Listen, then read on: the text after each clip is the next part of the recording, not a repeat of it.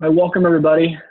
By my watch or my cell phone, it is 10:01. So we're gonna get this thing started. Thank you guys for attending our coffee break with Eagle and Arctic Wolf today. So I'm Anthony Schweitzer. If you can't recognize the voice yet, I'm a solutions architect at Eagle, and then we have engineer extraordinaire at Arctic Wolf, Mr. Eddie Perez.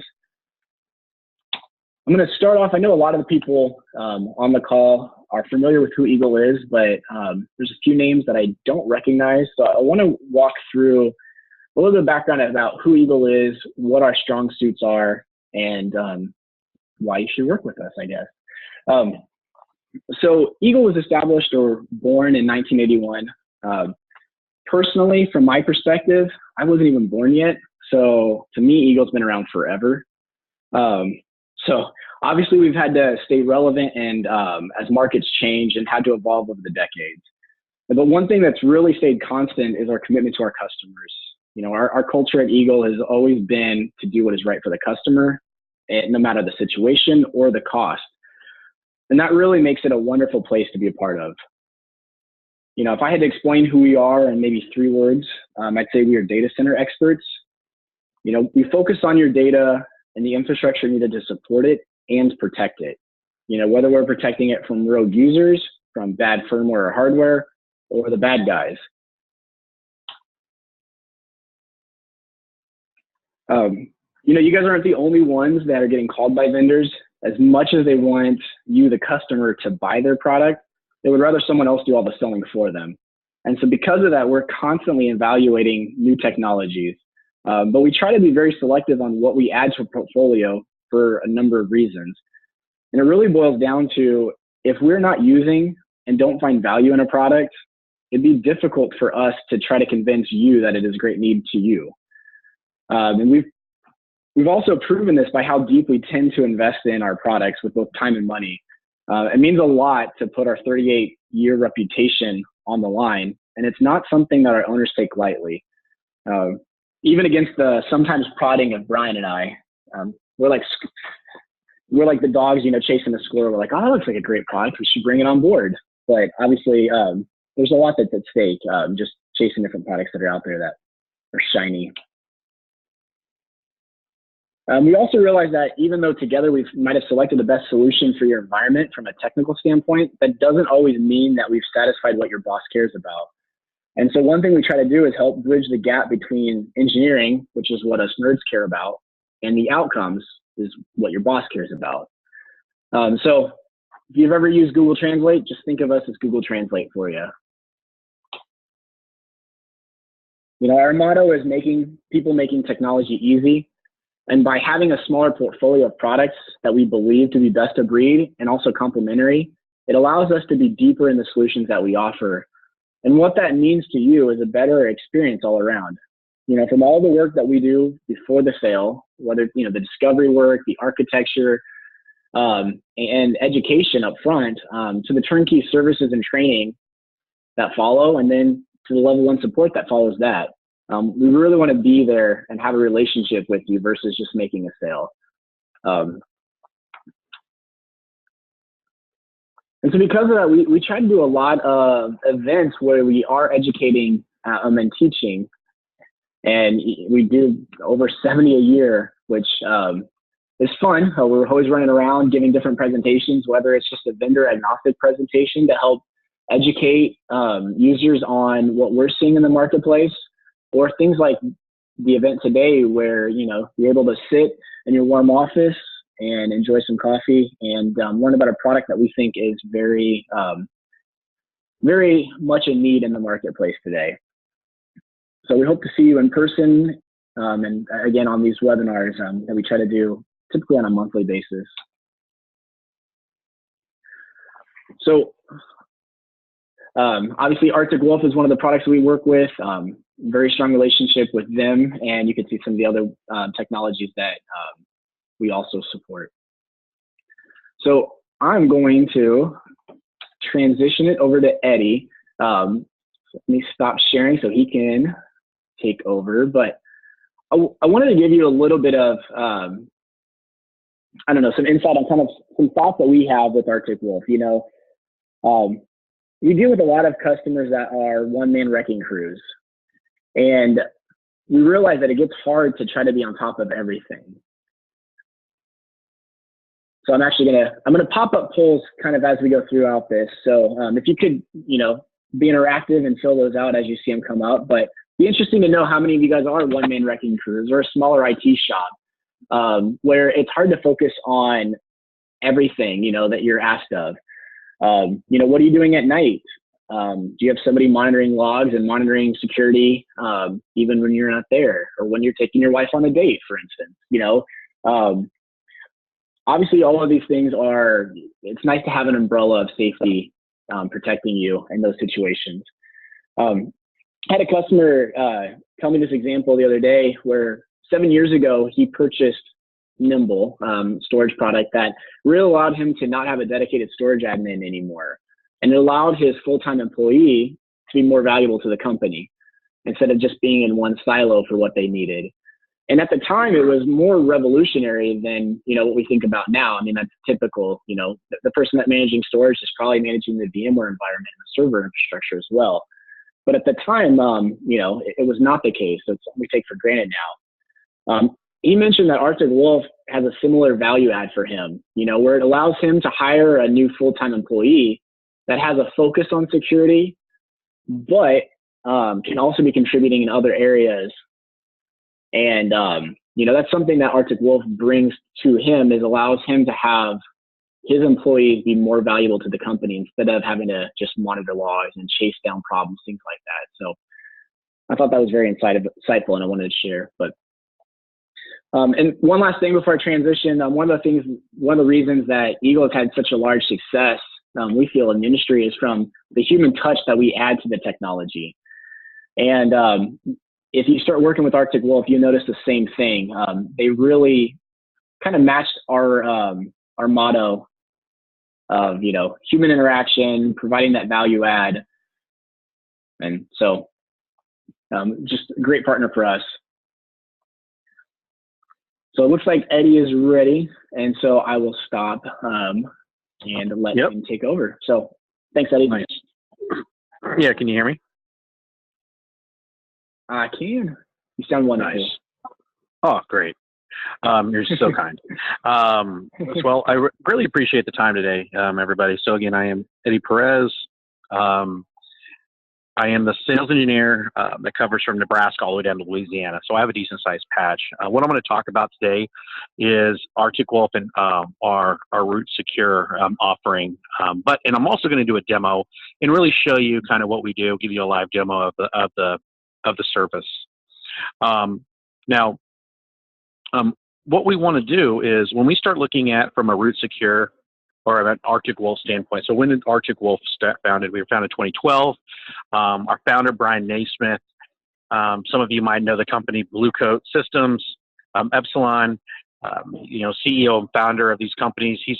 He really understands security, but what he found out with security was that, I don't know why this keeps popping up in my thing area here. What he started to figure out is that a lot of security companies actually needed a lot of people to actually run their environment. And so for us, our issue is that we want to make sure that, if we do deploy something or we have something, that it doesn't take a whole team to do, like Anthony was talking about. And for us, this is what is the foundation of what we do. When we start looking at, mean time to identify and things that are actually happening within the environment, what we've found is that on average, it's over 200 days for you to identify a threat. If all of you asked a question, or if we even had a poll on there, what do you think you would be from a mean time to identify a threat? Most people are right around the 200 days plus. A lot of them are a lot of times want to put their head in the sand because they just don't want to know. I was working with a customer yesterday where they actually were compromised and over 60 servers got encrypted, but they don't know when it actually started. And that becomes very, very scary from that perspective. It also takes 77 days to contain, because what's interesting is what happens is within the environment, you need to understand that, you bring someone else into your environment to try to help you solve the problems. It can take 77 days, which is very, very important. And for us, that is something that we want to make sure that we identify. When we look at the evolution of security, a lot of companies are really good in the depth and defense. A lot of you have, passwords, firewalls that are coming up. You have really good endpoint agents. Maybe you're using Cylance, or you have an IPS using maybe Cisco Umbrella. You have a lot of different things that you put in, but how do you know that all those products are doing what you say they're going to do? What a lot of companies want to get to is secure by design. The thing is that how do you become secure by design if you don't understand the data? For us, this is what's important, is that how can you create policies without understanding what's going on in your environment? And that's truly where Arctic Wolf comes in. What's interesting is a lot of different companies out there will say, well, we have AI, we have machine learning, and it solves all your problems. I think most of us can probably agree that AI is not going to solve everyone's problem. But it allows us to get to that last, few yards to score. So, we want it to get us to the last yard or 2 yards so we can actually look at that data. And for us, this is where you have to have a want to. The way I look at security is in 3 different sections. Is security is a people problem. And that's the biggest thing, is it is a people problem. It's people trying to get in. It's people allowing those people to get in, employees. And it's people monitoring to make sure you're allowing to find out who is supposed to be in and out. And it really comes down to that. It is the people. Without people, we all wouldn't have jobs anyways, and everything would be secure. But again, it is a people problem. The second thing is it's a want-to. When I keep talking to a lot of these different companies, you'd be surprised of how many of these want to and don't want to, or just don't want to know about it. You have to want to be secure. You're going to have to want to see if you want to have a security system for your home, right? It's not a requirement, but it's how secure do you want to feel. For us, what we want to do is we also want to make sure it's a trust factor. If you don't trust that Arctic Wolf is going to do what we say, or you don't trust your security company, your peace of mind is not going to be there. And so for us, we want to make sure that we're very transparent in what we do, what we don't do, and making sure we give you all of the understanding of what your security posture is. When we look at just a quick overview of kind of what we do from a high level is, Arctic Wolf itself has the ability to look at all of your sensors from unlimited logs and unlimited sources. We also have the ability to look at cloud environments as well. So if you're Office 365, different cloud offerings, we can actually look at that. Also within the environment, you have the ability to get, well, you don't have the ability, you actually get 2 concierge security individuals. You get a level 504 engineer, and you also get a SANS 501 analyst. They are assigned to your account, and they are going to be working with you to help understand your security posture and working with you to create custom reports, understanding if you're looking at new technologies. They're really almost like an internal consultant to help you understand what might be good for your environment. So we create custom concierge playbooks for each one of our customers so they have the ability to work with them. So whenever I ask you, how is your support doing, or how's your concierge team, you're going to be, and our customers say this, they go, well, Ross is doing great. Josh is doing amazing. Samantha is doing great. And so for us, this is what we actually have been very, very highly praised for, is because we do give you a concierge security system. Think of it as an extension of your team. Now, when we look at the landscape and quantifying risk, what's interesting is that people look at risk sometimes just externally. What are the external risks from a domain perspective? What has access from those vulnerabilities? Who's also connecting from a client perspective, right? Is there an external partner that is causing issues? Like if we look at Target, right? Target, with an HVAC system, or even Starwood connecting in with Marriott. A lot of times it's other factors other than yourself that can get you in trouble. Within the internal network, if somebody is in, how do you know what is at risk? So if they do get in, what is vulnerable and what could be taken. And for us, it's kind of like being, robbed at your home, and then the cops come over to your office or your house and say, "Hey, what was taken?" You're like, "Well, I don't know. I don't know what door was open. I don't know the security within the environment." For us, we want to make sure we identify that from an internal threat perspective. Endpoints. Endpoint is very important because a lot of times companies want to know, if customer, they want to know if their customer, that for them, their customer is their employees, for IT, if they are actually been compromised. If they have been compromised, they will want to know if, what is the threat? Why haven't they updated their system? This is something very, very important. And what's interesting is that everyone starts to put products on top of each other. I bet most of you do external vulnerability scans maybe once a year, $2,000 to $3,000. You're doing internal vulnerability scans. Maybe you have a Tenable or something that you're trying to do, and you're only doing it maybe once a quarter. But then it gives you a list of 1,000 items that you get to do. And let's be honest, most of you are not going to go through that list. It's just too much data. Phishing and social engineering. We see a lot of customers doing this, right? Because phishing is one of the, they're going after, what we talked about earlier, the people, right? And they want to make sure they're putting investments in there. And then endpoint detection. Really understanding what's at all those remote users and local users. They want to make sure that they are at least doing some basic understanding of what's happening. Again, when you start doing this, there's lack of integration. Point in time versus continuous. It used to be, let's say, 5-6 years ago, you could do scanning once a year. And then, let's say 2-3 years ago, you could do it maybe once a month.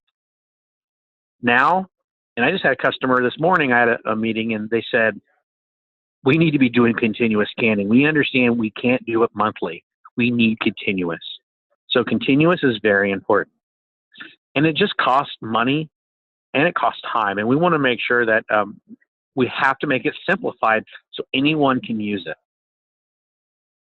When we look at it from the root secure way within Arctic Wolf, we actually have our product, which I'll actually show you a demo of, called Reach, Scout, and Echo. This gives you for Reach. Reach is our vulnerability scanning. It allows us to do that scanning where we will scan 5 systems at a time. It's very lightweight. It runs on a VMware environment or on a physical sensor that we have.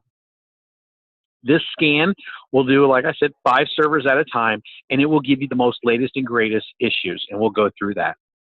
Scout is our endpoint agent. It allows us for our EDR, for the endpoint detection, and this is something that you would deploy. It's very lightweight. It only sends about 1 kilobyte of data at a time, and so we are really trickling that information out to our SOC. We also have Echo, which is our phishing and social engineering platform that allows you to quickly identify and target certain individuals and being able to do custom reports to understand what's going on within your environment.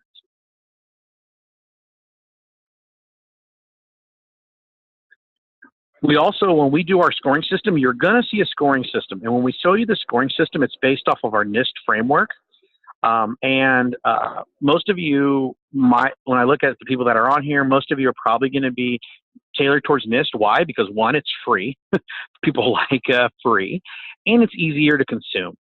And so when we look at the NIST framework, understanding our scoring system is based off the NIST. Now, we will be changing that, letting more customization of that. But just to let you know, when we start looking at it today, it's based off of NIST. Hey, Eddie, I don't know if you saw the poll, but it was kind of interesting to see most of the respondents said phishing is their biggest kind of concern. Yeah, it's cool that you have it is. That. So maybe it's something you focus on a little bit more in the demo. Oh yeah, I will. And I have a question because it keeps popping up in my screen. Are you guys able to, are you seeing my polling in the middle of my screen? No, or do I? It doesn't okay, show. it doesn't show? Okay, cool. I keep on Xing it out and moving it out of the way because I'm thinking that it keeps on doing it. So great. Yeah. I appreciate that. So you're that. the one person not responding to the poll. Now I know. Oh, I actually have to respond to the poll? Oh, sorry. I'm playing. My bad. Sorry, Anthony. When we start looking at it, we want to make sure that we do have a simplified approach to this, especially for our agents. These agents send it directly into AWS for us, so we actually have that ability to look at it. Now, later this year, giving you a little bit of an update, the Root Secure agent will be able to allow customers we can take devices off the network if they'd want us to. So from a containment perspective, disabling AD if they want us to. It would be an opt-in process, but do know that that is something that is coming out. So I wanted to give everyone kind of a sneak peek of what we're coming out with. So when we look at all this data, we want to make sure it's a single pane of glass, because again, all these different companies are doing, you have so many different options. And which ones do you want to do, and how do you correlate that data? We want to be able to really, really understand if we are understanding if there is a false positive within your environment. This is very important, because what happens is that, let's say that your antivirus blocks an environment, and you have a device that got compromised, but your antivirus did what it's supposed to do. You don't want us to be calling you at 2 a.m. saying, hey, there's a problem. You want to be alerted on it, but you don't want to be called at 2 a.m. That's really what we want to make sure, is that we are limiting those false positives. False positives is a very, very big issue within these type of services, because if not, you're just running around wasting time. I had one customer say, I do over 10 issues that I get thrown over the fence from my provider, and I have to look at that environment, and only 1 out of every 20 are really incidents. But I can't, how do I know, I can't stop doing it, but I'm just wasting so much time. And that's where we really come in. So what I'd like to do is go over a Root Secure demo and kind of show everybody what Root Secure looks like. Okay. Make sure everyone you can still see my screen with the Root Secure, Anthony? Yes, sir. All righty. Lots of green. A lot of green, good? yeah. Yeah, green is, well, yes. So when you first log into your dashboard, and hopefully this thing doesn't try to, let me click and just do the overview again so it refreshes again. Okay. All right. So 10 is, the higher the number, the worse it is. So you want your score to be low. You'll never be at a 0, because that means nothing's on the internet. There's no access. So most of our customers want to be around a 4. From the beginning, you will actually see where you are. And this is our internal lab that we have. You'll see where you are. You'll also see where you are from an industry. Just to give you another futures on this, you will know about, we'll be able to change this to your, so if it's like healthcare, it will say healthcare risk score, or vice versa. So you always want to be better than this score. It's like that old joke where, bears chasing you in the woods, right? You just have to be faster than your friend. That is kind of what a lot of our customers look at. We also have the ability, when you're looking at this, you're going to see how you're trending. When you start looking at continuous scanning, you want to make sure that it's slowly going down and not having these spikes where you do it quarterly, you have very bad posture, you fix it, and then all of a sudden it's bad again in 3 months. So it looks like you've never done anything. But if you can look here in the very top right corner, you can see that this is live data. This keeps going up. I'm going to tell you guys, when we first did this, we were seeing about 200 to 300 new vulnerabilities that's been reported every 30 days. For the last 3 to 4 months, this has been over 400 new vulnerabilities. So every time we do a scan, we're bringing the latest and greatest vulnerabilities, and we're scanning those clients around it. So again, this is real data that's happening. Is that because of the trade war with China, do you think, or? I will tell you that internally we see a lot of attacks, and the attacks have gone up. As an example, I was at a conference, I was at a summit, a security summit, and what's interesting is that they said that last year there was 1.9 billion records that were compromised that we know of. Okay. I will tell you personally, there's a lot of companies out there that don't report it, but 1.9 billion of things that we actually know.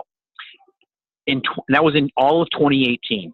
In 2019, in January, we were at 1.7 billion records compromised, and 700 million of those were from the same companies from the year before. Wow. That is insane. And what's interesting is that just makes sense, because I'm telling you, I have been very, very busy. I was in Houston yesterday, and I was talking to a customer, and we were having lunch. He goes, "Yeah, we actually just had a ransomware attack yesterday." I'm like, "Well," they go, "The good thing was that they were on site at 8:30 when it started." They go, "But if it would have been at midnight, they would have been in trouble. They would have had 8 hours of someone just encrypting their data and doing all the ransom." So it's very, very important to understand that you do have 24/7. It is very, very important. When we start looking at it from the risk score, you have the ability to look at, asset information, network, risk of severity, and I'll go through this as well. So you can look at the host risk. So how has a host been trending? Right? Understanding if a host is starting to get worse and worse, and you're just not looking at it. What we have the ability is on the far left side, you have the ability to manage your risk. So as an example, when we look at this, from the current scanning, this always is updating. As of today, this host PC, DOMS PC, is a risk score of 4.3. This is very important, because what happens is that, let's say that you're working through a list that's 100 different items. So you're working through it, but another system hits your environment that is so bad. We want to be able to identify that and make it maybe a risk score of 9. So when you come in the morning, or you're working through this throughout the day, if it pops up, you can quickly identify that threat and make sure that you're doing that first, because it's a bigger risk to your environment. Once you do that, once you fix the issue, you can actually acknowledge the risk. If you say, hey, it's a CEO that doesn't want to do anything, a false positive, or if you click open, just leave it open, or you're acknowledged and fixed, you can do a rescan. So once you fix the issue, you click rescan. It will actually rescan that environment. And then once it fixes that issue, your score, depending on how many you've done, will go down if it's not there. So you quickly get an understanding of an ROI of, hey, I've actually done something that had made my environment more secure, and I don't have to wait till the next 3-6 months or the yearly annual scanning that we do. I'm getting quick, identifiable return on investment. You can look at all your data, but most companies only have between 5 and 25 that they can work on. But it does allow you to then split up work and do things like that. If you do take a system, so let's say you wanted to accept the risk. If you accept the risk, it will actually show up an accepted risk. We then give it a score of 0. This means that you understand that risk, but we're still going to identify and tell you who accepted that risk, when it was done, to make sure that you understand that, hey, we're telling you this, but again, you've still accepted that risk. False and that's positive. Cool. You can type a reason there, like you said, like the CEO says, nope, not changing. You can type that in and document it too, right? I will tell you. So the customer that we were talking to yesterday, when they had that ransomware, this was the second time they got hit. This happened to them 3 years ago, and it encrypted over 60 servers. And what happened was that they found out through all their investigations. It took 2 weeks to figure it out. So they actually had to reimage everyone's laptop, go through all that stuff. They figured out, what happened. It was actually the vice president that didn't want to update the laptop because, the quote, he's just too busy and his work is too important for him to stop to do these updates. So, and they go, he would never admit it, but we actually have the data to prove it. It's kind of like China yesterday and today going, oh, we're not the ones who hacked that. Yeah, okay. right? We have all the Yeah. data, but, deny, deny, deny, right? But it's very interesting that this happens more times than not. And I just kind of shake my head like, I get it. I get it. From a false positive standpoint and new risks and new scans, you do have the ability to understand your environment. Now, this is part of our risk assessment. When we look at asset, a lot of our customers are looking at for asset management and like OS breakdown, asset activity. We give you that ability to understand the configuration of your environment, all of your devices, if they have vulnerabilities out there. Is it servers? Is it in users' devices? Is it desktop? Are they in the field? We also, when you click on the plus sign next to them, you can actually see what's going on within their system, their profile history, if they've not been when have they made updates within their environment, the log data. You can look at device name, sensor details, really understanding more in depth of what's going on. Because it is very important to understand that, what vulnerabilities are needing to be fixed. So for FERG PC, there's these two here that we see. We have an SSL, TLS 1.0, that's been accepted by service, and then also a signature using, which one is this? The certificate change and secure algorithm. So we're giving you all the information of what's going on for that particular PC or server. And then if you have a question about the CVEs, you can contact your concierge security team and say, hey, I understand that I've done some research, but what do you think, what is the true impact? Is there something that I should be worried about that I can go to leadership for and tell that VP, hey, if you don't do this, and this could happen. That's why having a team is very important, that they can work with you. Yeah, that is a great point. It's not you getting information here in a portal and having to research it on your own. It really is, hey, Correct. What have you guys seen? Tell me the information. They're an extension of your team. So you could think of them as another coworker because you get to know them. They're part of your staff meetings potentially or whatever you need. And they can also help you become compliant and pass editing or auditors. So very cool. Yeah, that's exactly. Great point there, Anthony.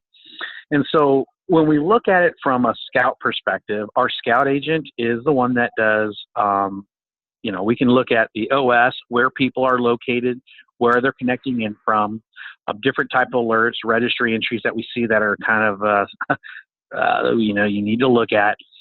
It does allow you to identify these, and you can organize these. You can look at all of these different severities and alerts and go back, a week, monthly. And this does allow you to really understand how your security posture is from an endpoint. When we look at reach from the understanding of external and internal vulnerabilities, you can create groupings. So maybe you want to do scanning of an external site. But just to let you know, if you get the Arctic Wolf SOC service, this comes automatically. We do external vulnerability scans monthly, ad hoc, it's up to you. But just to let you know that part of that is being used for that is Root Secure. So we can actually target and create groups for you and scanning and give you different reports to understand what is your security posture from an external and internal vulnerability. Now, what's interesting is when I look at the poll, it says that, what is a SIEM? So a SIEM is a security information event management tool, and a SIEM will actually correlate all your data logs. And we're going to take all that data, and a lot of companies, they should have a 24/7 environment that actually will do it. Now, when I look at this, it says, only 3 people out of the 50-something said that they actually love it. A lot of times the people that like SIEMs are ones that actually have teams that can actually support it. A lot of companies don't have 3 to 5 security analysts that have the ability to monitor and manage a SIEM. And this is why that concierge security team is very important. Because, when we look at the rest of this, yes, it's all right, or no, we aren't currently evaluating, or no, it's on a radar, or not sure, that becomes where security is something that, think about it, if you're at home and you're like, well, how do you think your security is at home? It's okay. I have three daughters and one son. I don't want to be like that. I want to be like, oh yeah, we make sure our doors are locked. I have Vivint. I do all this stuff. We really want to make sure we're secure. And security is starting to become where people are numb to it, which has been kind of scary. Is like, I'm actually presenting out of a Marriott. And what's interesting is that, did I change my Marriott account once I found out that they were breached? No. But the crazy part is that they have it so that they said that, the Chinese are using that who our spies were. That's very important stuff. I mean, those are lives on the line. And for us, we want to make sure that, we understand that your data, please don't ever say that no one cares about my data. Because what people like China and other companies are doing is they're correlating that data like we're correlating our data, and they're understanding that where are they working, where is their families working, understanding, and they always stay at these hotels next to these government buildings. It becomes very, very scary, and we want to make sure that we are working towards a more secure environment and not just putting our heads in the sand. So people that have stuff, I greatly appreciate that you're doing it. Especially if you're doing it 24/7, that's great. Yeah, so true. Now, putting the head in the sand is the easy option, but the auditors don't really agree with that. And obviously, the bad guys want you to put your head in the sand. And I just realized I just put a poll question up there, and I probably should have worded it better based on the responses. Maybe everybody is really is concerned about the attack that's coming or the breach that's coming, but when we were meaning by the one that's already happened, I meant to put in there that the happened, but you're not aware of. Again, a lot of these that you talked about, there's meantime to identify, you could be hacked day one and not know about it for 200 days. That's scary. And so I don't know if that changes anybody's opinions on how they're responding, but that really is the hard thing to know is, am I breached? I don't know. Do I have a virus? I don't know. Virus scans are your holes fixed, right? Exactly. Yeah. Yeah. A rat gets in your house and you don't ever stop the rats from coming in. You just kill the rat. Guess what's going to happen? It's going to happen again. I mean, we have a customer. I know of a customer that they got hit by an attack and had to pay a Bitcoin, right, to fix the issue. And then they restored the data, but didn't stop the hole. And guess what happened the next day after they got their data back? They got encrypted again. And the leadership said, you know what their response was, is that, if we were in the cloud, this wouldn't have happened. Okay. Sure. Let's have that conversation. So, I mean, this happens, and I will tell you, the stories that I hear and customers that are doing it has been very, very scary. That, there are people who've fixed the ransomware, but how do you know that it's gone? Are you monitoring 24/7? Is it like a WannaCry that goes from side to side? It's really very important to understand it. Yeah. Now, definitely agree with that. Yeah. And I think the last thing that I want to go over, and hopefully this is some good information for everybody, but is going to be discussing. And really quick, Eddie, you might know that your laptop's on 11%. So I just plugged it in. I thought I had it plugged in. No, it's not. It's at 10% with power now. Nice. Anthony, okay, cool. You are what we call a nerd, and I love you for it. All right. I've been watching it. It was at 16 for a while, and I'm like, well, we might get done in time. Yeah. People are like, these guys are having these conversations. So when we look at the phishing campaigns, I love this. This seems, I'll tell you a funny story. A customer told me what they would think they might do with it, which is kind of crazy, but we actually give you a people risk score. This is something that we're always changing with. This isn't based off of a NIST framework. Again, it's people, but we are coming up with our own people risk. You have the ability to create different campaigns within this. So as an example, you can see, if they've answered the calls, you can go through your templates and say, do I want to create an email template, an SMS, or a voice? If we look at the email, you can actually come in and you can click on, let me see here. Let's say the Cisco WebEx, for example. Let's get you a new password, right? You can create these yourself. Have some fun with it, right? See what you want to do to come up with. If they click on it, it would actually come up with a landing page that you can create. So let's say you come in here, it would say this is an anti-phishing campaign. It's been part of it, signs you've received a phishing email. So really giving an understanding. Now, some of you might be asking, do you think that we can assign you into a training program? We currently don't have a training program today, but you can put links in here and send it to some training if you want it. Sometimes just having somebody click on this link, they're like, dang it. They start to think about it a lot more because they go, man, I shouldn't have done that. You can export this. So I was working with a potential customer, and they're like, hey, I goes, I don't want to put them in training. Could I just get the list of people who've clicked on it and then create a new list? I'm like, yeah, you can actually come in, look at the campaign. Once you look at the campaign, you can actually export the people who clicked on the link email they weren't supposed to, and you can create a whole new campaign for target groups and put those in there and then resend it again, maybe every 30 days or every 60 days. So it's not. So you're high risk users. You're really just targeting. And you're not. That's cool. Right. Versus putting someone through training when they clicked on something one time. I will tell you, everybody on this call, the 56 people that are listening, every one of you have clicked on the wrong email. I will tell you for a fact because everyone's done it. And we all feel like we're like, God's gift to never making a mistake, but everybody has done it personally or through the business side. You always want to see that cute, cuddly cat. No, they're great, but dang it, sometimes you should tell the sales guy, you send a sales guy a PO and say, hey, here's a PO that you didn't even know was coming. Guess what they're going to do? They're going to click on it, right? So it's one of those things where this allows you to have those type of those discussions, and you're not spending an arm and a leg understanding if your customers or not your customers, but your employees and your associates are actually doing things. So again, this is something that it allows you, you don't have to spend a lot of money to do it.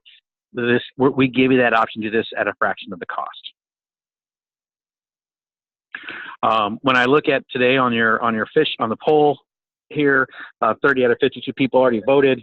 Looks like half of you do phishing campaigns. Again, I know a lot of you probably use there are companies out there, Wombat, KnowBe4, and they're really great. But a lot of the medium-sized companies and things are like, well, do I want to put people through training? I want it to be simplified, and I don't want to spend an arm and leg. And that's truly where we come in. But again, this is all within a single pane of glass that you have the ability to manage. Also, if you do want, and I'll go over the last thing here, if you want to create an executive summary ad hoc, so leadership saying, hey, I want to understand, what does our security posture look like? You can actually create a quick report, and it will give you one based on your particular environment. What's your current risk score? What are your top 5 risks? Also, risk classifications, right? It will go over your network, the scanning, the new vulnerabilities, also identified risk and accepted risk. This is very important. These are ones that you've actually accepted, like that vice president I was telling you about. I told that customer, make sure you accept the risk. So every security meeting you go through, they have to see it and show you've accepted that your system can be hit by all this stuff and you're okay with it. Save your own butt. And then it will quickly identify and give you this type of information. Also, if there are other reports that you have that you want within the concierge security team, they can create that at no extra charge. So this is just something that's part of the service. But for those ad hoc, quick, I need something right now, we give you that opportunity, especially within our Root Secure. So hopefully this was very informational. Anthony, do you have any other things that you would like to talk about? Let's see. We don't have any questions that have come in yet that I've seen. Does anybody have any questions? Feel free to type those in the chat box or the Q&A, and we'll get those addressed. And then when I look, as always, let us know if you have interest. We're happy to come on site, do another webinar with you guys, and really dig in deeper. I know today's focus was more on Root Secure, but we can talk more about, how the two products kind of work together, the Arctic Wolf core and then the Root Secure. Yeah. And before the end, I wanted to go over these quick polls and just quick thoughts, if that's okay, Anthony. Yeah, sure. So Brian Anderson actually asked a question. He asked, how much wood could a woodchuck chuck? I don't know. Woodchuck could chuck wood? Okay, anyways. So when we look at, just quickly on the, when we're looking at this identification, for some of you is, you know, worrying about breaches is very important. It's interesting, only 7 of you can really feel like you would be able to identify a threat within 30 days. That means a lot of you are, 30 days, in one day, a hacker can do massive damage, actually in an hour. Our SLA is 5 minutes internal, 30 minutes to the customer. So we significantly want to increase that. So we want to identify a threat within 5 minutes internally. So that's why customers that have Arctic Wolf like it for what we do. When we look at your security posture, 24/7 monitoring is always usually towards the top because, again, trying to find security talent and keeping it is very hard. Internal vulnerability. And so this really is when you start looking at, it is almost balanced, right? Phishing is very important because, again, people are the biggest risk, which is pretty good. And then our false positives, a major part of your work. The people who have SIMs or people that are looking at it or have an NDR service kind of like Arctic Wolf, they get a lot of these. So you can see over 50% of those people that have something are working on a lot of data and wasting time. I did go over the SIM and, you know, how large is your IT department. It looks like, again, a majority of you are a smaller shop, and a lot of you don't have multiple cybersecurity analysts running on your staff. So it really does make things harder. So it was pretty good question. It was pretty good. I think the poll was great. It kind of lets us understand where you guys are at in questions. And I don't have anything else. But again, if you guys want to have a conversation, have Eagle and Arctic Wolf, we can come in, have a discussion, do a true deep dive of our technology, understanding it. Please reach out because it couldn't hurt for you to at least have a conversation. A security conversation is something you should have. Hey, Eddie. Exactly. And there's a few questions that I'll ask as well here that we've had come in from customers. And so one thing I'll just tag on what you just said. With security, I feel like if anything, doing your due diligence with Arctic Wolf, getting a quote, presenting it to management, at the very minimum is a CYA for you. It's kind of that accepting risk, but I've done my due diligence. Here's the reason why. Right. So I do see 3 questions that are on here as well, and I'll put those as far as answer things and kind of cover your stuff as well. So the first question on here was, is Arctic Wolf better than CrowdStrike? We actually can ingest CrowdStrike. CrowdStrike is a great endpoint agent. The thing is that they are not an MDR as well. So they're not a SOC as a service when we start looking at it, but they're really good at one thing. And for us, we want to make sure that we work with them, but we do have customers that are replacing them with us because of what they need. They don't need all those extra features. When we look at if a device score jumps significantly, can its network access be killed automatically? As of today, no, but later on this year, yes. If we see that something is having an issue, we will be able to take it offline and do a quarantine. So that is coming out later this year. Anonymous says, how do we do pricing? I did not go over that. Pricing is done by 3 easy things, essentially. We do by users, servers, and sensors. So those are like physical sensors that are located within your environment at egress points. So they're on a mirrored port. We do not nickel and dime you. We're not doing logs per second. We're not going to be doing up to sources where they, like you might see with a Splunk or something like that. Again, it's all inclusive with that. And you're starting to talk about massive, unlimited logs and sources. By default, the retention is 90 days, but you can get it for 1 year, 2 years, 3 years. So really, really good pricing. People love our pricing.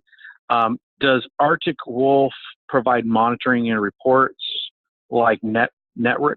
Haven't worked with Netrix, but we do provide monitoring reports and alerts, and we don't charge for anything to do those. So we will, if we alert you, we're only going to alert you if it is an actionable item. So if there's something that you can actually do as a customer, if your antivirus blocked it, we're going to alert you on it and you get a dashboard, but we're not going to call you and say, hey, this was a threat, but we will make sure that you are aware of it. If we call you, please answer the phone, because we will go through it, because if we're calling you, there is an issue and we need you to look at it. That is what we do. And that's where our 5-minute, internally, we've already taken it to the ground, putting it through the lab, understanding, is it truly a positive? We will be calling you and telling you, hey, we see this threat.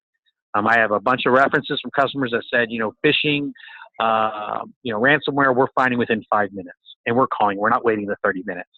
Our own SLA is 30 minutes, but our goal is to be always at 5 minutes. So that is what I have from them. And if there's any other questions, or I know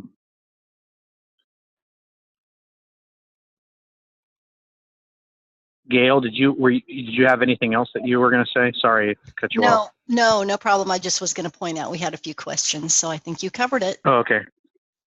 All right. Well, I greatly, totally appreciate it. I can show you guys all the different, if you allow us to, we'd love to come on site, have a call, whatever you'd like. But I think you guys will like what you see. And I know there's a few Arctical customers that were on here.